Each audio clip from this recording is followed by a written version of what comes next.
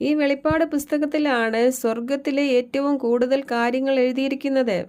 അതുകൊണ്ടാണ് നമ്മൾ വെളിപ്പാട് പുസ്തകം ഇപ്പോൾ പഠിച്ചുകൊണ്ടിരിക്കുന്നത്.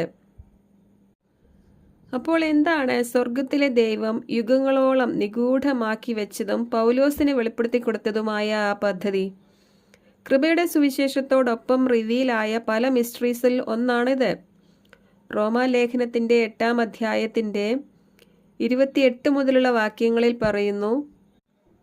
റോമൻസ് 8-ാം അധ്യായം 28 മുതൽ. അവിടുത്തെ പദ്ധതി അനുസരിച്ച് വിളിക്കപ്പെട്ടവർക്ക് അവിടുന്ന് സകലതും നന്മയ്ക്കായി പരിണമിപ്പിക്കുന്നു എന്ന് നമുക്കറിയാമല്ലോ. അവിടുന്ന് മുൻകൂട്ടി അറിഞ്ഞവരെ തൻ്റെ പുത്രൻ്റെ സാദൃശ്യത്തോട് അനുരൂപരാക്കാൻ മുൻകൂട്ടി നിശ്ചയിക്കുകയും ചെയ്തു. ഇത് തൻ്റെ പുത്രൻ അനേകം സഹോദരരിൽ ആദ്യജാതനാകുന്നതിന് വേണ്ടിയാണ്.